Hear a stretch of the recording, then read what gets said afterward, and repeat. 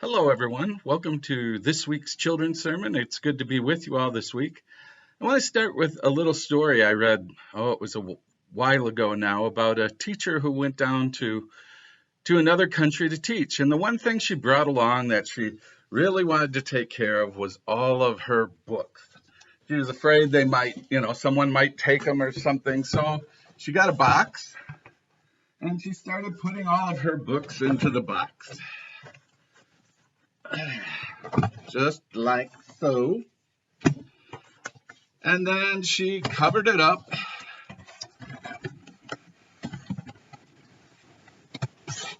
Sealed it tight and put it under her bed. So she thought, well, now the thing that's most important to me, my real treasure, is safe, and I don't have to worry about it anymore. One night, she was woken up in the middle of the night.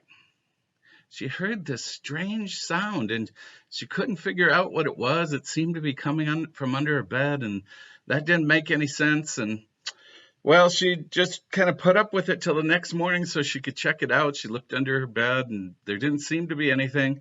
And then she saw her precious box of books. So she grabbed the box of books, opened it up. Her books were gone. All that was in there was chewed up pieces of paper. Mice had gotten into the box and chewed up all of her books.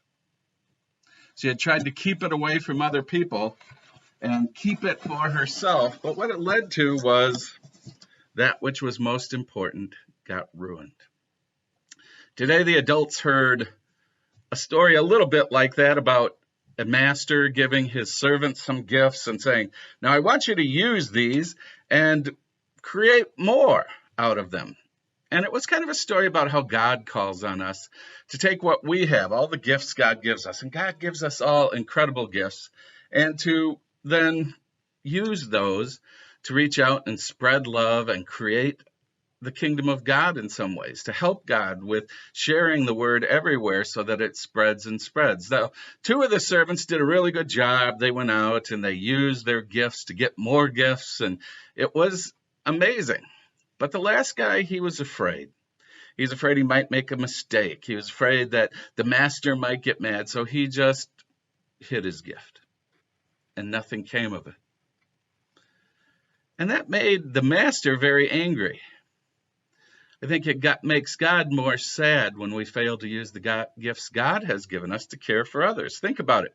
You've been given gifts of love and hope and strength. To share those with others spreads the light. That's why at your baptisms, we give you a candle like this. And we remind those who are standing up as your sponsors at the baptism to let your light so shine before others that they might see your good works and glorify your God in heaven. But what if for some reason we don't really want to share our lives because we're afraid somebody might abuse it? Kind of like the teacher was probably afraid if she lent out books, they might not come back, and then what would happen? Or we're worried about what people might say, or we're afraid that, we won't do it right. And so we decide instead to hide our gifts. Let's hide it so no one can see what I've got. The problem with hiding your gifts is that eventually they're not there anymore. We lose touch with the gifts God gives us.